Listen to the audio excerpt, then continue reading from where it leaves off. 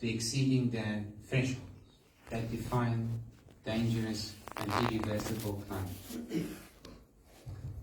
We are now at 1.2 degrees Celsius of global warming. So we are on the brink of exceeding the first dangerous threshold of 1.5 degrees Celsius of global warming.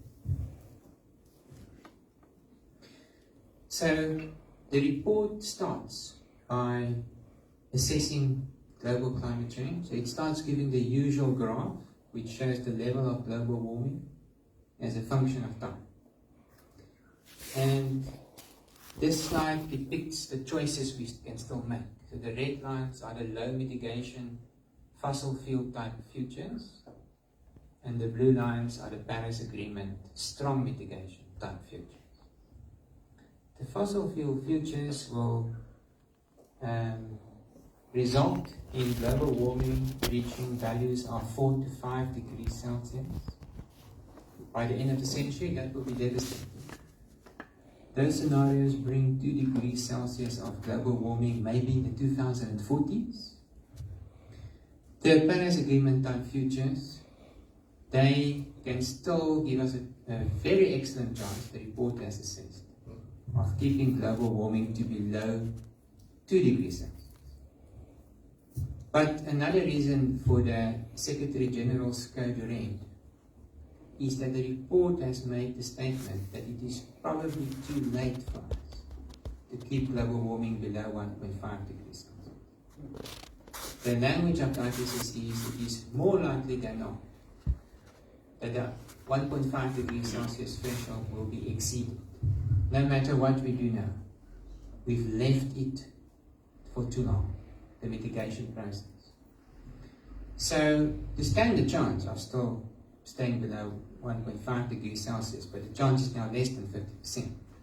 We need to halve emissions, almost half, 45% is the official guidance, by 2030. So mitigation must happen right now, in the 2020s. And then emissions must become net zero carbon neutral by 2050. I think that's we are all familiar with that in this community, I'm sure. But if we do that, the chance is excellent that we can restrict global warming to below 2 degrees. But probably we will exceed 1.5. And the best estimate we have for that is the early 2030s. The best estimate is that the 1.5 degree threshold will then be exceeded. That's not a temporary exceedance, it's the permanent exceedance of global climate exceeding that level. If we have a big El Nino event in the next few years, we may overshoot it quickly, fall back, and then somewhere in the 2030s permanently reach that value.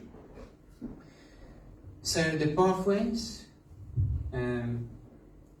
so the current emissions are still at about 40 gigatons of carbon dioxide per year, where it is unfortunately true what Visha said, we have not made any progress. Emissions are still increasing. There was a very swift recovery after the COVID lockdowns. And the Paris Agreement futures, there you can just see how they look like in terms of emissions. So it's the light blue line is the Paris Agreement type future. It's about this rapid cuts, needed right now. Reduce immediately with about 45% by 2030, then press on and get rid of the rest by 2050. There's another story that is not always being told. The emissions, even that is not good enough. The emissions still need to do something else. They have to become negative in the second half of the century.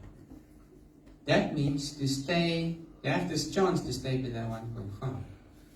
We must also invent technologies that can remove some of the carbon dioxide that is already in the atmosphere. That's called carbon dioxide removal. There are huge technological opportunities in there. These technologies don't exist at scale at the moment.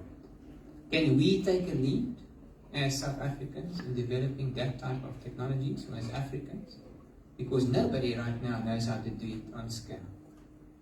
So that's an interesting opportunity. The IPCC assumes that those technologies will have been invented by the second half of the century. So that's another challenge. So let us have a look at the projections of future climate change. First, we'll look at a few global metrics, talk about tipping points, then we'll look at our own region and at Africa. So the top left graph there, that's the one we've already discussed, levels of global warming over time. The top right graph, that is rainfall, average over the world's land masses over time. And once again, the red scenarios, those are the low mitigation scenarios, and the blue scenarios are the Paris Agreement type scenarios. And you can see that across the world, average over the land masses, the world has already become wetter. Okay. On the average, a warmer atmosphere produces more intense storm systems, and there's more rain than in the pre-industrial atmosphere. And the reason for that is simply that in a warmer world, there's more evaporation from the oceans, there's more water vapor available to fuel the storms, and eventually for more rainfall to be produced. Also, the warmer the atmosphere is, the more energy there is that can be converted into intense storms. So that's not a very surprising result. You can even guess that without the climate model. Bottom left graph is the sea ice of the Arctic. That precious ecosystem is in decline. Over the last 10 years, we've observed the lowest sea ice concentrations ever. And under the low mitigation futures, Arctic sea ice will be completely gone by the middle of the century. Specifically in mid and late summer of the northern hemisphere. But that means one of our most precious ecosystems will be completely devastated. And finally, sea level rise. So right now we are at about 20 centimeters of sea level rise averaged across the world. Under the Paris Agreement futures, we may be able to restrict sea level rise to about half a meter. But under the low mitigation futures, sea level rise by the end of the century will be in the order of a meter. It will of course happen systematically at an accelerating rate, and it will displace hundreds of millions of people across the world from the low-lying coastal areas. So sea level rise on its own will cause immense displacements under the low mitigation futures specifically. The most recent science is unfortunately painting an alarming picture. Here I've just summarized 3 recently published studies. The one at the top left is telling us that the Antarctic ice shelf, the part of the ice sheet that drifts on the ocean attached to the continent, is crumbling away at a much faster rate than we've thought. That's what the latest satellite studies reveal. And that creates now the possibility of faster melt away of the continental glaciers from Antarctica. So that's of course bad news in terms of sea level rise. Then another recently published study saying that the Greenland ice sheet is now on the verge of becoming unstable. And that ice sheet on its own, the latest science says, that latest paper says, will result in another 30 centimeters of sea level rise by the end of the century, just Greenland on its own. So that already now, if that study holds the test of science and time, it means we are already at least half a meter by the end of the century, just because of Greenland. And the final study there is more bad news. And we've also underestimated the rate of warming in the Arctic. So a very recently, carefully constructed study using all available remote sensing data and weather stations are saying that large parts of the Arctic are warming at about 4 times the global rate of warming, which is of course partially the result of the feedback processes from the melting sea ice. So all of this is telling us that we are on the verge of exceeding the tipping points. So the IPCC assessment is that the tipping point where the Greenland ice sheet becomes irreversible in terms of its melting is likely sitting somewhere between 1.5 and 2 degrees Celsius of global warming. The West Antarctic ice sheet becoming unstable can also not be ruled out above 1.5 degrees Celsius of global warming. So there's about 6 meters of sea level rise in the Greenland ice sheet and another 6 in the West Antarctic ice sheet.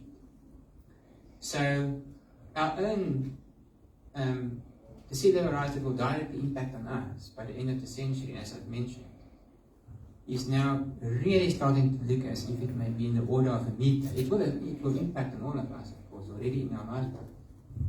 But sea level rise is also an irreversible change. Once the ice sheets are melted, you can't get the water back into ice in the ice sheet. So this component of climate change is for that reason known as irreversible. For many generations, people will have to live with these higher sea levels. So this is also an issue about us stealing the living space of future generations. We are literally making the planet smaller for others to live on, and for our own children to live. So that will maybe be our legacy, and we won't be thought of fondly in the future. That is also not a pleasant thought.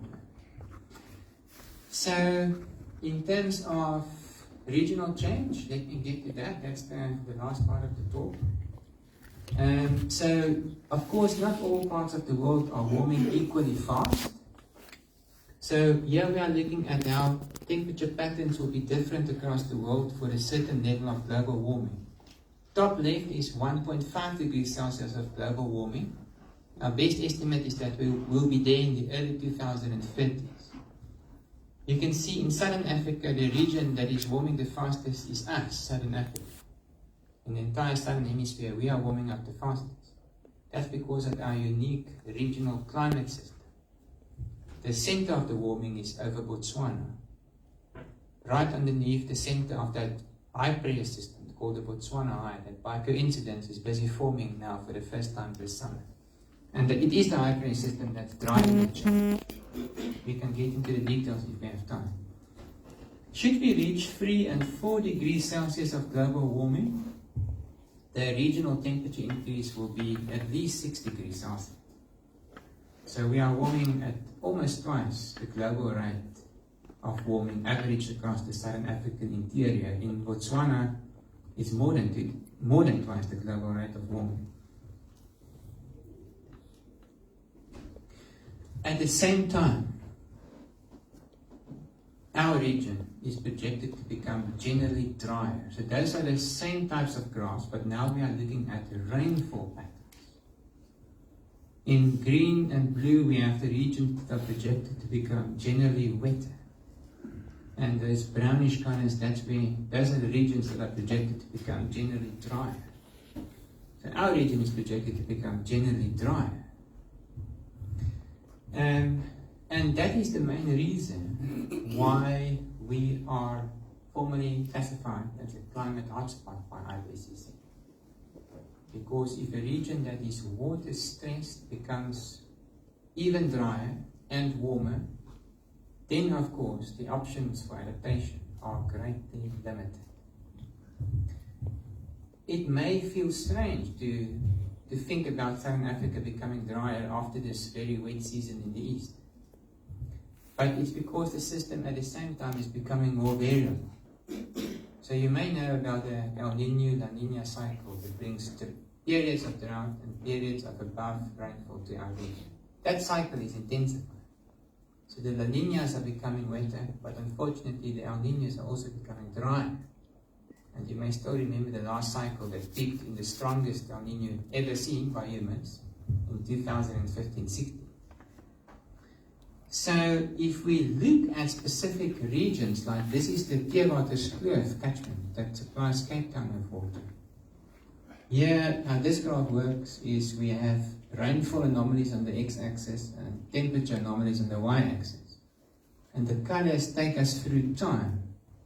In this case from 1961 in purple, and then all the way through to 2100 in red. And we are looking at annual anomalies of temperature and rainfall with respect to, in this case, the 1961 to 1990 climate. And effectively you can see in 1961 to 1990, we had just a variable climate. Some years are wet, some years are dry. Some are a little bit warmer than the average, others are a little bit cooler. But over time it changes. And you can see by the middle of the century, the majority of the years are already dry. And they are all warmer than they are supposed to be. And this graphic doesn't bode well at all for the city of Cape Town. It's effectively saying that city cannot grow sustainably without finding some other water resource. If it's going to rely only on the dams, there's no way. It's going to be hit by these multi-year day zero type droughts at a higher and higher frequency for as long as the planet continues to warm. This is for a low mitigation type of future, of course. And that's Katsi Dam. Same story. Same Katsi Dam catchment. Exactly the same pattern, except that in the interior, the individual years can reach even higher values. So there, in the last 50 years or so of the century, you can see some individual years are 8 or 9 degrees Celsius warmer than they are supposed to be. That's an absolutely devastating change in the regional climate system. So the summary, the 3 main points that the IPCC wrote down for Southern Africa are the following. They said it's a region where we can already detect substantial warming, and warming will continue at a drastic rate compared to the global rate of warming. That's the first message. Drastic temperature increases. Of course, that means extremes like heat waves are also occurring more frequently. The second point is, it's a region that is likely to become generally drier. And for the first time, the IPCC has said we can now already detect a change.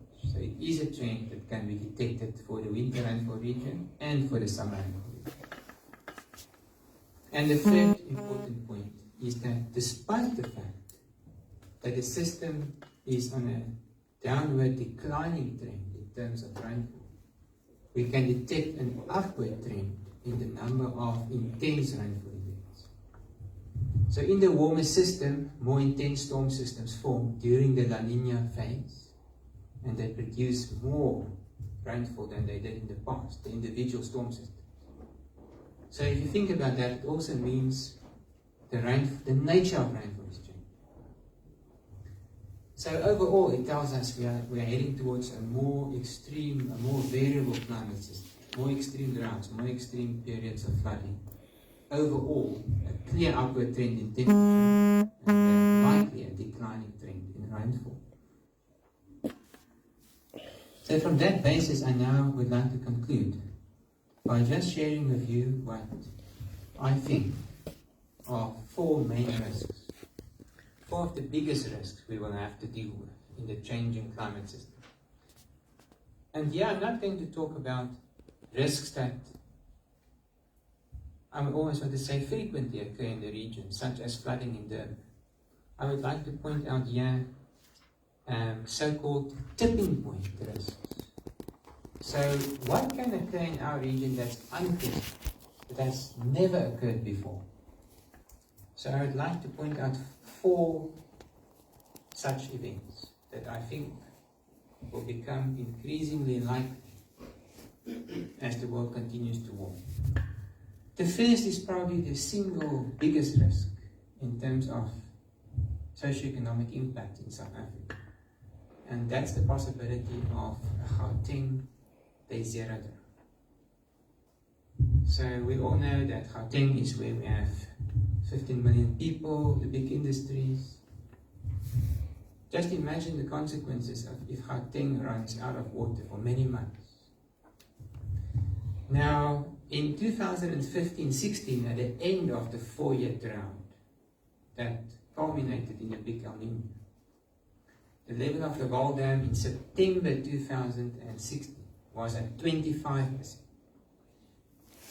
Now, should it have fallen to below 20%, we would have had a major water crisis in Gauteng, because then you cannot pump the water up to Johannesburg.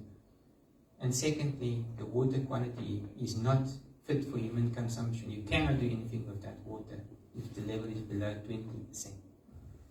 So already once we were approaching a day zero type drought. If the summer of 2016-17 was another El Nino, we probably would have had our first day zero event. That's how close we got. That is not sufficiently appreciated. But fortunately, we had a La Nina event then, and then a sequence of La Ninas until now. So we've escaped, and we've probably forgotten about how close we got to the day zero event. But unfortunately, how it works is the system will swing back into the next El Nino cycle, and because of climate change, those El Ninos will be stronger than before. And for as long as the climate system continues to warm, whenever we are in the El Nino cycle, the risk of the day zero drought will be bigger than ever before. So that's the first example of the climate system changing into a mode where for the very first time a day zero drought is possible. This has never happened to the Vaal Dam before, falling to below 20%. Now it's becoming an increasingly probable risk.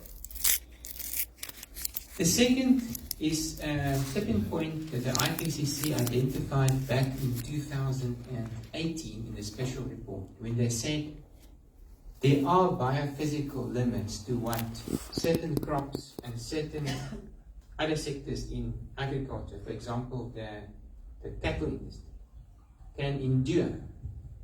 So there are certain limits to heat stress that cattle cannot endure in the long run when being exposed to prolonged periods of heat waves combined with drought. Now, also in the 2015-16 El Nino, we saw the first signs of these types of droughts occurring. During that event, Botswana lost a staggering 40% of its cattle. Now in Botswana, 70% of the people still have some dependence on cattle for their livelihoods. So the IPCC found that it is likely that the cattle industry will collapse across southern Africa under 3 degrees Celsius of global warming. So that awaits us somewhere in the second half of the century in low mitigation future. And then it also made the assessment that the maize crop is also likely to collapse by the time that we reach 3 degrees Celsius of global warming. So there's no maize variety that can withstand the heat waves of intensity that we have under 3 degrees Celsius of global warming. Those are biophysical limits. But I'm thinking that the socioeconomics of farming may mean that the threshold is going to be reached earlier. I mean, how many of these long-lasting droughts can a farmer endure before you have to give up and try and do something else, or at least go and farm somewhere? So that is more research that must be done by the social scientists and physical climate scientists in combination to find out where the real practical threshold is. But it's a huge concern. Just try to imagine our region without cattle and without maize.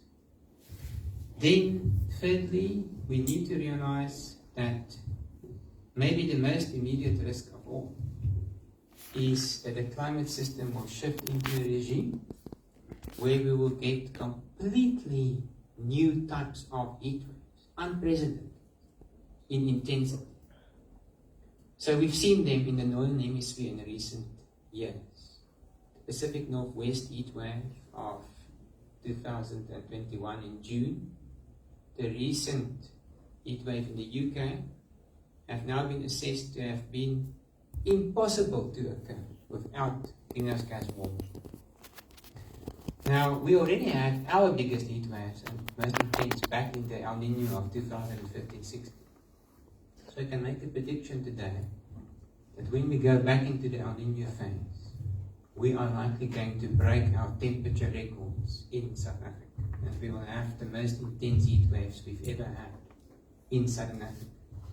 So this is something the climate models are very clear about. Already in the next 10 years, we can expect more intense heat waves in Southern Africa than ever before. Let us not underestimate the immense risks of these systems. The latest assessment is that in Portugal and Spain, in the heat waves of the last summer, just past summer, 1,200 people died. The excess deaths were 1,200 in Spain and Portugal. Here we are extremely vulnerable. We have millions of our people living in informal housing, so completely vulnerable to heat waves, and of course especially so when there's not easy access to cool water. So if you're an elderly person and your children can't help you and the heat wave strikes, it's life-threatening. I think the excess death statistics capabilities we now have, which is unfortunately going to tell us something really bad about what's happening in South Africa during prolonged periods of heat waves. So we are probably already underestimating the heat wave impacts on our people. So we need to be extremely aware, and there are things that can be done in terms of adapting to heat waves. So we can talk about that if there's time. The fourth and last example I want to mention is the possibility of a tropical cyclone, an intense one. So what would be called a category 4 or 5 hurricane in the Atlantic Ocean. For the first time ever, moving as far south as Maputo. That has never happened before in the historical record. Such cyclones have just in the last 10 years started to reach Beira. And Idai was a category 3 hurricane when it struck Beira, but just a few hours before that it was still classified as a category 4 over the ocean. So when it struck Beira at midnight on the 14th of March 2019, more than 1,000 people died. Well, I should say it was hundreds of people in Beira, and in the end, more than 1,000 people died in Mozambique, Zimbabwe, and Malawi. But that was a storm surge. I don't know if you followed the storm surge forecast being made in real time for the landfall of Ian just now in the state, in Florida. But the storm surge in Beira came in the middle of the night, and people were just, despite with the forecast being available, people were still living where they always are. And we also need to think why. But they were overwhelmed in Beira in the middle of the night by the storm surge. So the eyewitness report is of a 3-meter high storm surge in the middle of the night. So that's basically unsurvivable. If a 200 kilometer per hour wind generating system should move down in the Limpopo River Valley, it will be unsurvivable for everybody living in informal housing. So it's an immense risk. We must have a disaster risk plan in South Africa for the possibility of such a system reaching Maputo, or maybe Richards Bay, or maybe moving into the Limpopo River Valley. And we do need to think about what can happen east of Durban, not because of a system going that far south, that we still think is unlikely, but from a cutoff load turning into something else when it moves into the ocean. So this is another immense type of risk, unprecedented. There's no historical example we have to help us prepare. We do need to use climate science to realize that this is now possible. So I'll conclude with this last slide. I just want to point out that there are still positive things. And this community is, of course, striving to achieve transformative change, which is what we now need.